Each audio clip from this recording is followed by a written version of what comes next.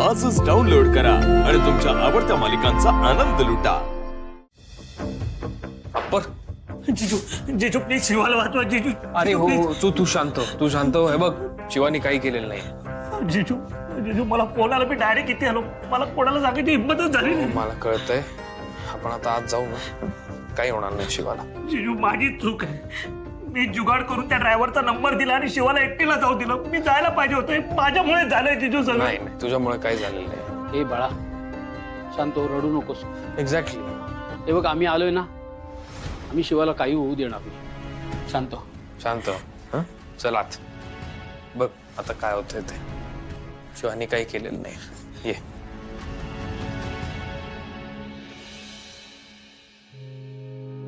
आले का ग? संपदा झोपली?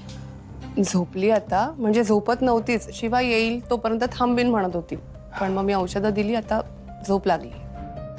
मी काय म्हणते ताई, जेवून घेता का? किती वेळ उपाशी राहणार तुम्ही तरी? शांताबाई नको, जोपर्यंत शिवा येत नाही ना तोपर्यंत घशाखाली काही जाणारच नाही। खूप काळजी वाटते हो तिची। पण येईल का ती घरी? सोडतील का पोलीस असे लगेच?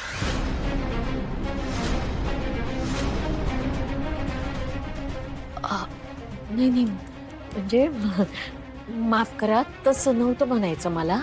म्हणजे शिवानं काही गुन्हा केला नाही याची खात्री आहेच मला, पण ते प्रत्येक गोष्टीत पोलीस काहीतरी खोट काढतात ना, म्हणून असं विचारलं। शांताबाई अहो, भाऊ आशू गेलेत ना, ते करतील प्रयत्न आणि येईल शिवा। येऊ दे। आणि पण मला काय वाटतं की शिवानी असं एकट्याने जायला नको होतं ना। तिची सध्याची मानसिक अवस्था बघतात तिच्या हातून काही होऊ शकतं। अरे बस काय बोलतोयस तू? असं काहीही नाहीये, तिला फक्त थोडा धक्का बसलाय बस। पण काकू रॉकीच्या सुहास ताई नका काळजी करू, येईल शिवा, सुखरूप घरी येईल। पण सीताई आता आली ना की घरातच बसवून ठेवा बरं का तिला, अजिबात कुठं बाहेर पाठवू नका। काय खोल शिरले पोरीच्या डोक्यात कुणास ठाऊक नाही, म्हणजे तिचं नुकसान होऊ नये असं वाटतं म्हणून नाही शांताबाई, खूळ नाही, रॉकीच्या खुनाचा पुरावा मिळाला होता शिवाला। माझंच चुकलं, विश्वास नाही ठेवला तिच्यावर। तीच लढत होती बिचारी, पण आता माझा पूर्ण विश्वास आहे तिच्यावर। मी तिला आता कुठेही एकटीला जाऊ देणार नाही, तिच्या सोबत उभी राहणार मी, हे मी ठरवलं। ताई अगं, आपण उभे राहू, तू काळजी करू नकोस, मग सगळं आधीसारखं छान, आणि आपली शिवाय ती सगळं आधीसारखं नीट करेल, बघतो। हो उर्मिला।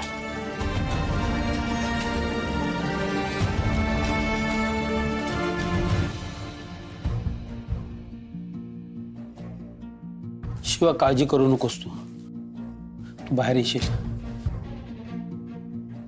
देसाई भाऊ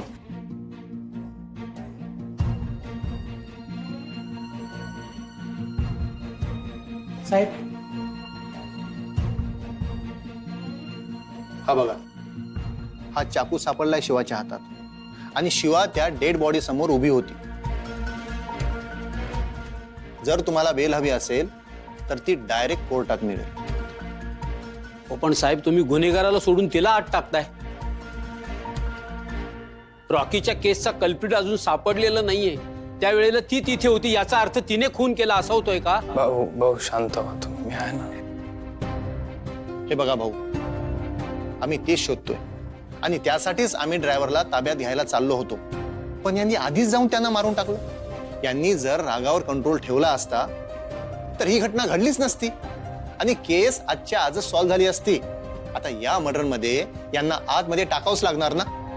हे बघा, हा चाकू होता आणि ह्या त्या डेड बॉडी समोर उभी होती। अहो पण याचा अर्थ असा होत नाही की शिवानी खून केलाय। मला मान्य आहे शिवाच्या हातामध्ये चाकू होता, तुम्ही तिला रेड हँडेड पकडलं, पण तिने गुन्हा नाही केलाय। हे बघा आशुतोष, आम्ही चौकशी करतोय, आणि त्यात ही शिवा पण काही बोलत नाहीये। आणि जर सेल्फ डिफेन्स मध्ये तसं केलं असेल तर तिनं सांगावं ना, आम्ही तशी केस बनवू आणि तीच शिक्षा त्यांची कमी होईल. हो पण त्यांनी गुन्हा केलाच नाहीये तर शिक्षा कसली? का? तुमच्याकडे काही पुरावा आहे का तिनं खून केला नसल्याचा? लॅपटॉप मिळेल का तुमचा? 1 मिनिट.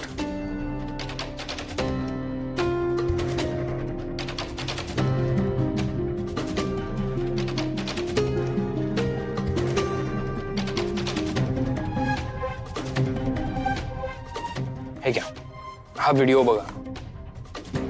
या व्हिडिओमध्ये क्लिअरली दिसतंय तुम्हाला की तो ड्रायव्हर तिथे होता. एक माणूस आला, त्याला पैसे दिले. तो ड्रायव्हर पैसे मोजत असताना त्या माणसाने मागून चाकू मारला. तो ड्रायव्हर पडला आणि तो माणूस पळून गेला. मग शिवा आली आणि तिने तो चाकू उचलला. हे फुटेज तुम्हाला कुठे मिळालं? ही घटना जिथे घडली ना त्याच गोडाऊन मध्ये एक सीसीटीव्ही पण होता. तिथनं आम्हाला हे फुटेज मिळालंय आणि यामध्ये क्लिअर दिसतंय शिवानी काही केलं नाहीये. आता तरी मान्य करा ती गुन्हेगार नाहीये.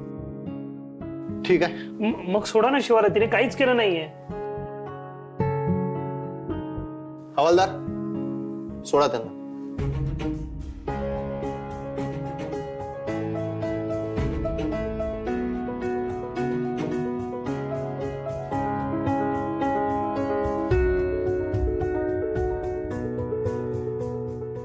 आशुतोष, रामभाऊ, आम्ही चुकीच्या व्यक्तीला अटक केली. खरं तर पूर्ण चौकशी करूनच यांना अटक करायला हवं होतं. नाही साहेब, तुमचं बरोबर आहे. त्या सिच्युएशन मध्ये मी अशीच होते की कोणालाही वाटलं असतं की मीच खून केलाय. पण तुमचा गैरसमज दूर झाला, हे बरं झालं. हा खुनी कदाचित मेन मास्टरमाइंड असू शकतो, ज्याने रॉकीला मारण्याचा कट रचला असेल. हो सर, थँक्यू सर. तुम्ही आमचं ऐकून घेतलं आणि आमच्यावर विश्वास ठेवलात. काही मदत लागली तर सांगा, आम्ही येतो. नक्कीच कळवेल. चला, थँक्यू सर. थँक्यू. थँक्यू. काय रडत होती रे बिचारी, मला दया आली तिची. हसू नकोस तू, किती वाईट आहेस यार. हसू नको तर काय करू. बरं ते सोड. हे बघ, मला माहितीये माझ्याच डोक्यात आली आहे ही आयडिया, पण हे खरंच करायचंय का? हो करायचं. नाही यार, अरे मला तिच्याकडे बघून कळत होतं ती जे काही बोलतीये ना ते मनापासून बोलतीये. तिला तुझ्याबद्दल जे काही वाटतंय ते मनापासून वाटतंय आणि आता तिला तिची चूक कळली. ऐक, मी ना दिव्याला तुझ्या अगोदरपासून ओळखतो आणि तू इतक्या कमी वेळेस भेटून तुला वाटतंय की ती खूप जेन्युइनली बोलतीये. काहीतरीच आपलं. मुलींना कळतं. दिव्या कळायला खूप जास्त अवघड आहे अर्चना. हे सगळं ती जे करतीये ना हे तिने या अगोदर सुद्धा केलंय खूप वेळा. त्यामुळे मलाच माहित नाही की सध्या तिच्या मनात काय चाललंय. त्यामुळे आता हे जसं चाललंय ना चालू दे. तू एकदा तिच्याशी बोलून बघ, बोलल्यानंतर प्रॉब्लेम सॉल्व्ह होतात. तुला काय वाटतं या अगोदर मी तिच्याशी बोलण्याचा प्रयत्न केला नसेल कधी? अगं पण ती नाही ऐकत, सोड ना. पण म्हणून तू आता हे सगळं मुद्दाम करणार आहेस का? ठीक आहे, मुद्दाम करतोय तर मुद्दाम करतोय. पण अर्चना, मी दिव्याला इतक्या सहजासहजी संधी देणार नाही. म्हणजे नाटक करायचंच आहे. हो,